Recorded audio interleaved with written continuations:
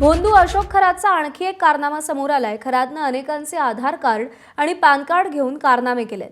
काही पतसंस्थेत खरात अनेक खात्यांचा नॉमिनी असल्याचा संशय आहे। कोट्यवधी रुपयांचे व्यवहार खरातनं स्वतःच केल्याचा एसआयटीला संशय आहे।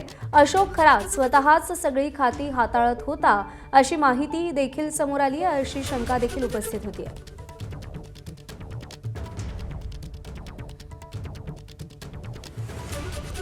मुकुल कुलकर्णी आपले प्रतिनिधी आपल्याला या सगळ्या संदर्भात अधिक अपडेट देतील। मुकुल, लोकांचे आधार कार्ड आणि पॅन कार्ड घेऊन अशोक खरातनं नेमकं काय केलं, काय नवं गौडबंगाल समोर आलंय?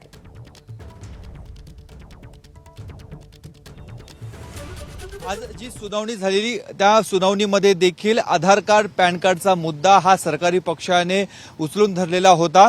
जी पीडित महिला होती तिच्या कुटुंबियांचा आधार कार्ड पॅन कार्ड हे अशोक खरात याने मागितलं होतं, मात्र ते कशासाठी मागितलं होतं हे काही स्पष्ट झालेलं नव्हतं। त्याची चौकशी करायची अशा स्वरूपाचा युक्तिवाद करण्यात आलेला होता आणि त्यानंतर ही माहिती समोर येत आहे की केवळ एकच नाही तर अनेकांकडनं याने अशा स्वरूपाचे आधार कार्ड पॅन कार्ड घेतलेले होते। त्यांच्या नावाने काही खाती देखील उघडलेली होती आणि या खात्यांच्या माध्यमातून आर्थिक गैरव्यवहार केल्याचा देखील आता संशय एसआयटीला आहे। त्यामुळे काही पतसंस्थांची देखील चौकशी केली जात आहे।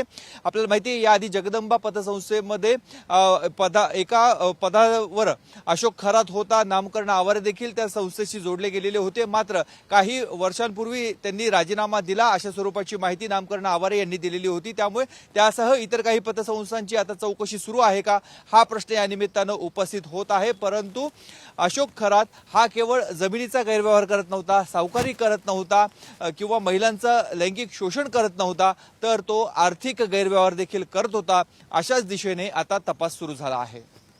निश्चित मुकुल, धन्यवाद दिलेल्या या सगळ्या सविस्तर माहितीसाठी। भोंदू अशोक खरातचा 4 वर्षांपूर्वीचा आणखी एक कारनामा समोर आलाय। 2022 मध्ये विकास दिवटेला आत्महत्या करण्यास प्रवृत्त केल्याप्रकरणी गुन्हा दाखल झाला होता। संबंधित तरुण साई संस्थांमध्ये नोकरीला होता। खरातनं या तरुणाला नोकरीतून काढून चाकू आणि जीवे मारण्याची धमकी दिली होती। खरातच्या मानसिक त्रासाला कंटाळून विकास दिवटेंनी गळफास घेऊन आत्महत्या केली होती। पत्नीसोबतच्या वादातून सासरच्या मंडळींसह खरातनंही त्रास दिल्याचा आरोप या तक्रारीत करण्यात आला होता। मात्र दोषारोप पत्रातून अशोक खरातचं नाव वगळण्यात आल्याचं समोर आलंय। त्यामुळे दिवटे आत्महत्या प्रकरणाचा पुन्हा एकदा सखोल तपास होण्याची गरज आहे। जे मयत विलास दिवटे आहेत त्याचे बंधू राजेंद्र दिवटे आता माझ्यासोबत आहेत। काय घडलं होतं 2022 मध्ये? 2022 मध्ये माझा भाऊ विकास रामदास दिवटे हा कायमस्वरूपी साईबाबा संस्थांमध्ये कर्मचारी होता आणि तो कर्मचारी असताना साईबाबा संस्थांची हाऊसिंग सोसायटी निमगाव कोराळे इथे तो वास्तव्यास होता त्याच्या कुटुंबासोबत। तर यांच्या नवरा बायकोच्या भांडणामध्ये घरगुती वादामध्ये वहिनी माहेरी गेली। माहेरच्या लोकांनी त्याला काही वेळेस बोलवलं का या आपण बसून मिटू। तिकडे गेल्यानंतर भाऊ तिकडे गेल्यानंतर त्याला मारहाण करायचे। त्याला असं 2-3 वेळेस झाल्यानंतर त्यांनी तिकडे जायचं बंद केलं। राहण्याचं तिकडे बंद केल्यानंतर मग यांनी दुसरं ऑप्शन म्हणून हा जो कोण कॅप्टन खरात भोंदू बाबा का त्याचं काय अजून काय कनेक्शन आहेत हे आपल्याला काय माहित नाही, पण त्यांनी त्याला मध्यस्थी घालून त्याच्याकडून फोनद्वारे तो समक्ष तर काय आला नाही वाटतं, पण त्यांनी फोनद्वारे याला धमकावण्याचा प्रयत्न केला तर तुला साईबाबा संस्थांमध्ये नोकरी करून देणार नाही।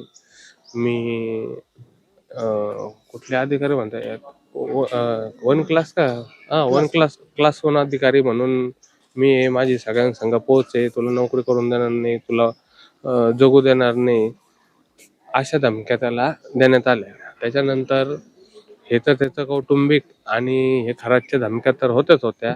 त्या पाठीमाग जे त्यांनी नाव लिहिलेले आहेत, ज्यांचे नंबर लिहिलेले आहेत, त्यांच्याकडून पैसे घेण्याचं लिहिलेलं आहे, काही एवढ्या लोकांना मी पैसे दिले होते ते पण त्याला कधी वेळेवर ते रिकवर झाले नाही किंवा समोरच्या लोकांनी दिले नाही।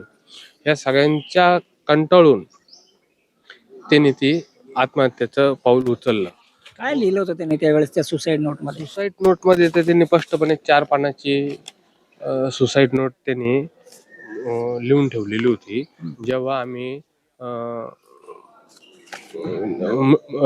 हे केलं त्यावेळेस त्यांनी प्रत्यक्ष लिहून ठेवलेलं आहे का अशा रोजी मी फाशी घेऊन मरत आहे मला मारण्यास कारणीभूत नाशिक कॅप्टन खरात जबाबदार आहे व माझी सासूरवाडी जबाबदार आहे.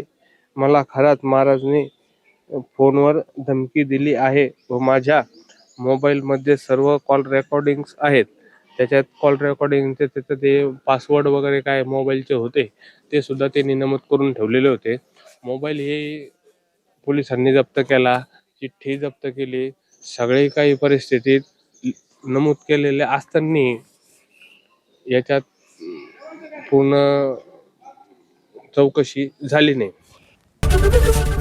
एबीपी माझा, उघडा डोळे बघा नीट.